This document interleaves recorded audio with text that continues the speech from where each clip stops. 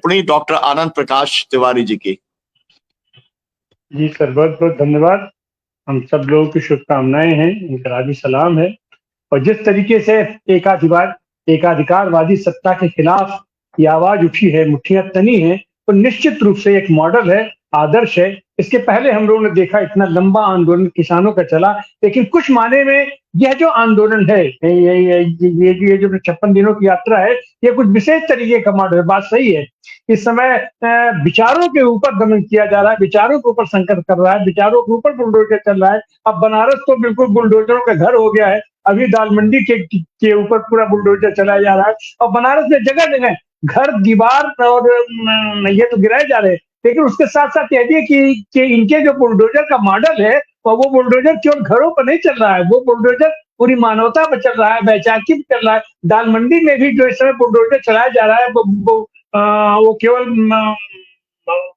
वो जमीन और मकान पर नहीं चल रहा है, वो अभी एक विशुद्ध वैचारिकी पर ही चल रहा है। तो यह विचारों के ऊपर, गांधी से लेके माओ से लेके जो भी विचारधारा है, इन सारे विचारधाराओं को ये बुलडोज करने की इच्छा रखते हैं। तो उसके खिलाफ यह जो सशक्त प्रदर्शन है, उठ रहा है, उठ खड़े हो रहे हैं। अब कहीं पर तो सीधे गोली मार दे रहे हैं, लेकिन उसके बावजूद भी वो विचार भी और ये विचार भी, और निश्चित रूप से ये बात तो स्पष्ट हो गया है कि आने वाले दिनों का या जो कोई भी वैकल्पिक ढांचा बनेगा, उसका रास्ता तो सत्य और अहिंसा का ही होगा, उसका रास्ता तो मोहब्बत का ही होगा, उसका रास्ता तो ये समर्पण और सद्भाव का ही होगा, जिसको इन लोगों ने पुख्ता किया है। और निश्चित रूप से बनारस भी एक माइलस्टोन है, और यहाँ से शुरू करके, यहाँ के राजघाट से शुरू करके और दिल्ली के राजघाट तक की यात्रा, और शुरुआत और समापन के अपना बीच के आंदोलनों का अनुभव, और समापन पर जिस तरीके का हम उम्मीद करते हैं कि वहां पर भी लोग आएंगे, और उसका जो संदेश जाएगा, वो निश्चित रूप से बिहार की चुनाव से भी कहीं बहुत आगे होगा, संसदीय चुनाव से कहीं बहुत आगे होगा।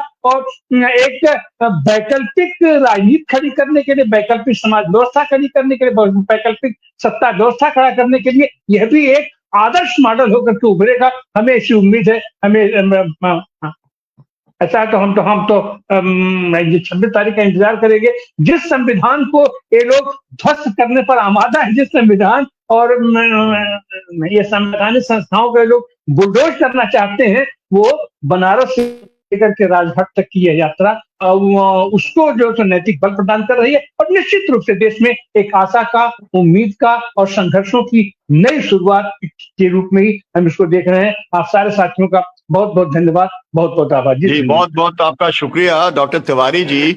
देखिए, जेपी ने, लोकनायक जयप्रकाश नारायण ने कहा था कि जब रास्ता ना सूझे, जब फ्रस्ट्रेशन आ जाए, तो जनता के बीच में जाओ। ये यात्रा उस उद्देश्य को पूरा कर रही है।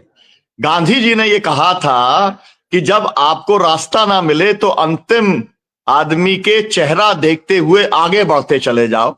ये यात्रा भी वो काम कर रही है। डॉक्टर राम मनोहर लोहिया ने कहा था, जेल वोट फावड़ा का रास्ता अपनाओ।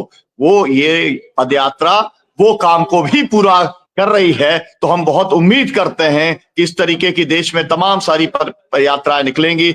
युवा जो है मैदान के अंदर उतरेंगे, और एक नया परिवर्तन, व्यवस्था परिवर्तन जिसके लिए प्रतिबद्ध है सर्वसेवा संघ से लेकर के जो भी एक्टिविस्ट इसमें आए हैं, जो भी युवा आए हैं, वो सपनों के साथ आए हैं। वो सपना गांधी जी का सपना है, जेपी का सपना है, विनोबा का सपना है, डॉक्टर लोहिया का सपना है। सब लोग मिलकर के उस सपने को जरूर पूरा करेंगे। आप सभी पैनलिस्ट का बहुत बहुत शुक्रिया। राम धीरज जी आपका भी, अरविंद अर्जुन जी, चंदन पाल जी, आशिमा जी और जागृति जी, डॉक्टर तिवारी जी, बहुत बहुत शुक्रिया, बहुत बहुत धन्यवाद। हम इस यात्रा का कवरेज भी जारी रखेंगे, उसके ऊपर हम चर्चा भी जारी रखेंगे।